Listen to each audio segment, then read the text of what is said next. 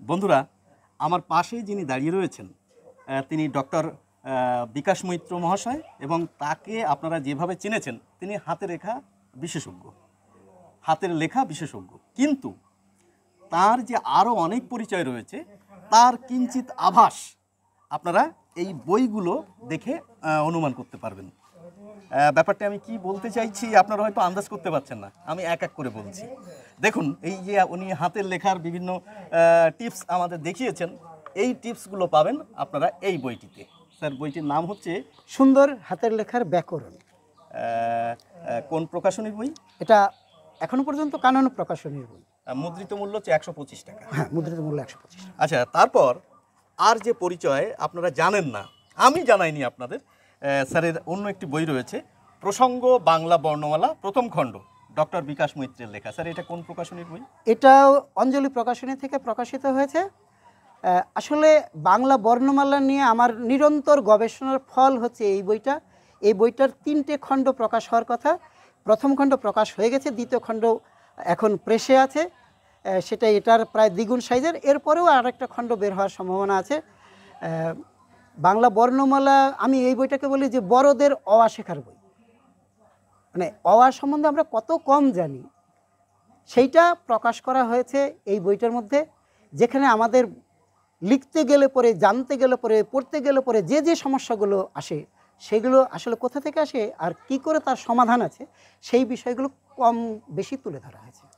আচ্ছা, বেশ। এবার আরেকটি অন্য জগতে যাই। এবার আপনারা হাতের লেখা দেখলেন, আপনারা ভাষাবিদ হিসেবে ওনাকে চিনলেন। এবার দেখুন তো, ভদ্রলোক ভূতের গল্পও লেখেন, হ্যাঁ, এবং অভিনব একটি বই, পকেট ভূতের গল্প, ডক্টর বিকাশ মৈত্রের লেখা। হ্যাঁ, এটি কি স্যার প্রথম খণ্ড? হ্যাঁ, মানে পকেট ভূতের গল্প একটা সিরিজ, যেখানে বইটার সাইজ পকেটের সাইজ হবে, গল্পগুলো ওইরকম ছোট ছোট হবে। আচ্ছা, ভৌতিক অন্য গল্প সংকলন এটা হচ্ছে প্রথমটা। দ্বিতীয় বইটা হচ্ছে এটা একদম শেষ। আচ্ছা, এটা এখন পর্যন্ত এইটা হচ্ছে দ্বিতীয় বই। এটা পকেট ভূতের গল্প, এটা হলো ফিরে এলো আবার পকেট ভূত, আর ফিরে এলো পকেট ভূত হচ্ছে তৃতীয়। এই 3টে বই ভৌতিক অনুগল্প সংকলন। আচ্ছা স্যার, কোন প্রকাশনীর বই এগুলো? এই বইটা হচ্ছে কথাকৃতি প্রকাশনী, তবে এটাও কিন্তু ওই অঞ্জলিতে পাওয়া যাবে। আর এই দুটো বই প্রথমে কথাকৃতি থেকেই প্রকাশিত হয়েছিল, পরে অঞ্জলি থেকে প্রকাশিত হয়েছে। এখন আউট অফ প্রিন্ট, কিন্তু কিছুদিনের মধ্যে এটা আবার মুদ্রিত হবে। আচ্ছা, বেশ।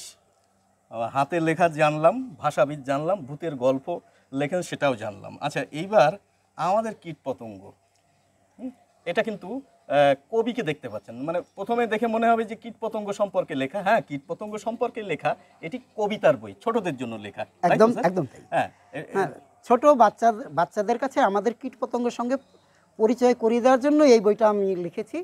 তার সঙ্গে কিছু কিছু জরুরি তথ্য আছে। যেমন, যদি কাঁকড়া বিছে কামড়ে দেয়, মানে হুল ফোটায়, বা তেঁতুল বিছে হুল ফোটায়, তাহলে কি করতে হবে সেটাও কিন্তু এই ছড়ার মধ্যে দিয়ে লিখে দেওয়া আছে। আচ্ছা আচ্ছা। হ্যাঁ, কীটপতঙ্গ সংক্রান্ত ছোটদের একটা ছড়ার বই। এটা কোন প্রকাশনীর বই? এটা কথাকৃতি প্রকাশনী থেকেই প্রকাশিত হয়েছে। এবার আপনারা যে বইটি দেখছেন, এটি একটু ভালো করে দেখুন। লেখা রয়েছে বিভূতিভূষণ মুখোপাধ্যায়, জীবন রসিক শিল্পী। এই বিষয়েই এই বিভূতিভূষণ মুখোপাধ্যায়ের উপরই স্যার গবেষণা করেছিলেন। হ্যাঁ, তার গবেষণাপত্র, তাই না স্যার? এটা আমার যে থিসিস পেপার পিএইচডি করার, এটা সেই থিসিস পেপারটার গ্রন্থরূপ। আচ্ছা, বেশ। এবার আমরা একটা পরিচয় পেয়েছি, উনি কবিতা লেখেন। দেখুন, এটা কিন্তু কবিতার গ্রন্থ, তাই তো? একদম তাই, এবং এটা হচ্ছে আমার প্রথম কাব্যগ্রন্থ। মানে কাব্যগ্রন্থ কি, গ্রন্থ হিসেবেই আমার এটা প্রথম বই। আচ্ছা, বেশ। আচ্ছা, ভূতের গল্প আরেকটা থেকে গেল স্যার, এটা হচ্ছে যারা ভূত দেখেছে। হ্যাঁ, এই বইটা সম্পর্কে দুটো কথা বলা দরকার। এটা একটু অন্যরকম বই। অন্যরকম বই মানে এখানে নামটার মধ্যে দিয়ে বোঝা যাচ্ছে যে কেউ ভূত দেখেছে, তার গল্পটা এখানটায় তুলে দেওয়া আছে, এবং সে জীবিত ব্যক্তি। আচ্ছা আচ্ছা। হ্যাঁ, মানে তার ঠিকানা দিয়ে দিয়েছি, যদি যোগাযোগ করতে চায়। ফোন নম্বর দিইনি, ফোন নম্বর দেওয়ার ইচ্ছা ছিল, কিন্তু ফোন নম্বর পেলে কে না কে বিরক্ত করবে, সেই জন্য আমি অতিরিক্ত আগ্রহ থাকলে সে ঠিকানায় যাক, সেই জন্য ঠিকানাটা শুদ্ধ দিয়ে দিয়েছি। সুতরাং ভূতের গল্প হিসাবে এটা একটু অন্যরকম বই। আর এই আরেকটা দেখতে পাচ্ছেন, এটা হচ্ছে ছোটদের হাতের লেখা প্র্যাকটিসের জন্য এইরকম বই ওনার অসংখ্য রয়েছে, এটা নতুন করে কিছু বলার নেই। তবে শেষে যেটা জানাবো, লিমেট্রিক্স, একটু কাছ থেকে দেখুন। আমরা লিমেরিকের নাম শুনেছি, স্যারের এখানে দেখতে পাচ্ছি লিমেট্রিক্স, বিকাশ মৈত্রীর লেখা। স্যার এই লিমেট্রিক্স ব্যাপারটা কি? আসলে ট্রিক্স বললে তো আমরা কায়দা বুঝি, ও কৌশল। আচ্ছা, এবার লিমেরিক নিয়ে বিভিন্ন কৌশল খাটানো হয়েছে, সেই জন্য লিমেট্রিক্স। মানুষের মনকে আনন্দের দ্বার বিভিন্ন প্রক্রিয়া তুলে ধরা হয়েছে, এই জন্য লিমেট্রিক্স এরকম নামকরণ করেছিলাম। সবই মজাদার ছড়া। যিনি এটা কম্পোজ করেছিলেন তিনি লিখে জানিয়েছিলেন যে মনটা ফুরফুরে হয়ে গেল। আচ্ছা, স্যারের বইগুলো এখনো কলেজ স্ট্রিটে বললেন অঞ্জলি প্রকাশনী, অঞ্জলি প্রকাশনীতে পেয়ে যাবেন সপ্তাহখানেক পর থেকে। তবু আমি ডেসক্রিপশনে আমি স্যারের নাম্বার দিয়ে দেবো, সরাসরি স্যারের সঙ্গে যোগাযোগ করতে পারবেন। আর স্যারের পরিচয় কিন্তু শুধু এগুলির মধ্যেই সীমাবদ্ধ নয়। স্যার একজন স্কুলের শিক্ষক। স্যার সেটা আমি এখনো বলিনি দর্শকদের। আর ম্যাজিকের সঙ্গে কি সম্পর্ক রয়েছে স্যার একটু জানান। ম্যাজিকের সঙ্গে সম্পর্ক বলতে অনেক দিন ধরেই ম্যাজিকের আমার একটা চর্চা আছে। আমার ফেসবুক প্রোফাইলে আমি সেটা পোস্টও করেছিলাম, আমাদের স্কুলে এটা দেখেছিলাম। এটা নিয়ে আমি প্রথমে উত্তরবঙ্গে একটা স্কুলে চাকরি পাই ডেপুটেশন ভ্যাকান্সিতে, সেখানে ছাত্রদের মধ্যে বলেছিলাম যে আমি কিন্তু ম্যাজিক জানি। তো তার পরিপ্রেক্ষিতে ছাত্রছাত্রীরা সেটা আমার স্কুলের অন্য মাস্টারমশাইদের কাছে প্রকাশ করে দেয়। অন্য মাস্টারমশাইদের কাছে প্রকাশ করে দেওয়ার পরে তারা একটা দিন ধার্য করেন যে সেই দিন আমি ম্যাজিক দেখাবো। তো সুতরাং আমাকে সেই প্রস্তুতি নিয়ে ম্যাজিক দেখাতে হয়েছিল। তার পরিপ্রেক্ষিতে ওই এলাকার বেশ কিছু ছেলেপেলে যারা আমাকে এমনিতে চেনে তারা এসে আমাকে ধরলো, মাস্টারমশাই আপনি ম্যাজিক দেখেছেন, আমরা তো দেখতে পাইনি, আমরা এখানে একটা সার্কাস হচ্ছে, রানী সার্কাস, তো এই সার্কাসে আপনাকে একদিন দেখাতে হবে। ফলে আমি সেই সার্কাসে একদিন ম্যাজিক দেখালাম। তারপরে আবার কয়েকজন এসে বললো যে মাস্টারমশাই আমরা তো দেখতে পাইনি, আমরা তো সার্কাস তখন দেখতে ঢুকি, তাহলে আপনি আমাদের হাটের মধ্যে একদিন দেখান। সুতরাং সেখানে হাটের মধ্যে আমি একদিন দেখেছি। এবং সম্প্রতি আমাদের স্কুলে নবীনবরণ উপলক্ষেও আমি এরকম ম্যাজিক দেখিয়েছিলাম কয়েকখানা, যতগুলো দেখানোর কথা ছিল সব দেখানোর মতন সময় ছিল না, অন্যদের প্রোগ্রাম নিয়ে নিচ্ছিলাম আর কি তাদের সময় থেকে। সেখানেও আমি 5-6খানা দেখিয়েছিলাম আর কি। ভবিষ্যতে ম্যাজিকের বইও পাওয়া যাবে। আচ্ছা, আর একটা ব্যাপার, আর একটা বিষয় আমি উল্লেখ করিনি এখন, ওইটা কি জানেন বলছিলেন? আকুপ্রেশার থেরাপি নিয়ে আমি একটু চর্চা করি। আসলে ব্যাপারটা শুধু আকুপ্রেশার না, যে চিকিৎসাতে ওষুধের প্রয়োগ নেই। আচ্ছা দর্শক শুনুন, ওষুধের প্রয়োগ নেই, ওষুধ প্রয়োগ না করে যে চিকিৎসাগুলো আছে আমাদের, সেই চিকিৎসা নিয়ে আমি খানিকটা চর্চা করি।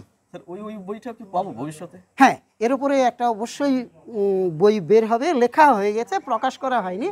বইটার নাম হচ্ছে চিকিৎসার সহজ টিপস। মানে ব্যাপারটা হচ্ছে যে রাস্তাঘাটে যেখানে ওষুধ নেই সেখানে হঠাৎ সমস্যা হয়ে গেল, আমি ডাক্তার পাবো কোথায়, এই প্রশ্নগুলো যেখানে ধরো খুব সরল একটা জিনিস বলে দিই। মনে করা যাক যে দাঁত ব্যথা হচ্ছে, হঠাৎ রাত করে ওষুধ নেই, কি করা যাবে? দাঁতের ব্যথা সাংঘাতিক জিনিস, উঠলে পরে তখন মনে হচ্ছে যে এর চাইতে জীবন না থাকা ভালো, এরকম মনে হয়। তাহলে সেটা শুধু আঙুলের ডগা টিপে দাঁতের ব্যথা সারিয়ে দেওয়া যায়, এরকম অনেক পদ্ধতি আছে। হ্যাঁ, এটাকে কেউ কেউ ভাওতাবাজি মনে করে, কিন্তু এটার একদম বিজ্ঞানসম্মত ব্যাপার হয়ে গেছে। এবং এটা আমাদের ভারতীয় শাস্ত্রই, চিকিৎসা শাস্ত্রে একদম, কারণ প্রায় 5000 বছর একটা বিষ্ণু মূর্তি পাওয়া গেছে, তার পায়ের তলাতে এই চিহ্নগুলোর জায়গা করে দেওয়া আছে। তাহলে এই আকুপ্রেশার থেরাপি নিয়েও আমি একটু চর্চা। আচ্ছা স্যার, আমরা এই যে বৈশিষ্ট্যগুলো আপনার জানলাম, এর বাইরে কিছু কি থেকে গেছে? হ্যাঁ, কিছু কিছু তো থেকেই যায়। আমি যেমন একটু ঠাট্টা করে কথাটা বলি, সেটা হচ্ছে 1 নম্বর এই যে হাতের লেখার ক্ষেত্রে আমি অনেক জায়গাতে পরিচয় দিই যে আমি একজন মিস্ত্রি, হাতের লেখা ভালো করে দিই। আচ্ছা বেশ। হ্যাঁ, ওই বাড়ির যে কলের পাইপ বা জলের লাইন, এটা কিন্তু আমরা মিস্ত্রির সাহায্য নিইনি, আমি নিজেই করি। এই জলের পাইপের উপরেও ভবিষ্যতে বই বেরোবে স্যার, আপনারা ব্যাপারটাকে কিন্তু সিরিয়াসলি নেন। এবং আরেকটি কথা জানিয়ে রাখি, আজ স্যার যে আলোচনাগুলো করলেন সেগুলো হচ্ছে স্বরবর্ণ ব্যঞ্জন বর্ণের উপরে, ইংরেজি বর্ণমালার উপরে কিন্তু উনি আলোচনা করেননি। কেন করেননি? যেহেতু আমার চ্যানেলের নাম বাংলা ও বাংলার প্রকৃতি, সুতরাং আপনাদের অনুমতি না নিয়ে আমি ইংরেজি বর্ণমালা নিয়ে আলোচনা করব না। স্যার আমাকে কথা দিয়েছেন খুব দ্রুত, আপনাদের অনুমতি যদি থাকে তাহলে খুব দ্রুত এসে তিনি ওই ইংরেজি বর্ণমালাগুলো কিভাবে লিখতে হবে, সেটি কিভাবে সুন্দর করে লিখতে হবে তিনি সেটি আলোচনা করবেন। স্যার আসবেন তো? নিশ্চয়ই আসবো। দর্শকদের সামনে কথা দিচ্ছেন কিন্তু। দর্শকদের সামনে কথা দিচ্ছি বলতে আমি তো মনে করি এটা আমার একটা অ্যাম্বিশন। হ্যাঁ, আমি আমি চাইছি যে বাংলার ঘরে ঘরে হাতের লেখার মধ্যে দিয়ে মানুষের জীবনের চরিত্র বদলে যাক। আচ্ছা আচ্ছা। হ্যাঁ, সবারই হাতের লেখা ভালো হোক, সবার হাতের লেখা সুন্দর হোক এবং তার সঙ্গে সঙ্গে সবার মন। আচ্ছা আচ্ছা। হ্যাঁ, সবাইকে আমার তরফ থেকেও ধন্যবাদ। ভালো থাকুন সবাই। নমস্কার।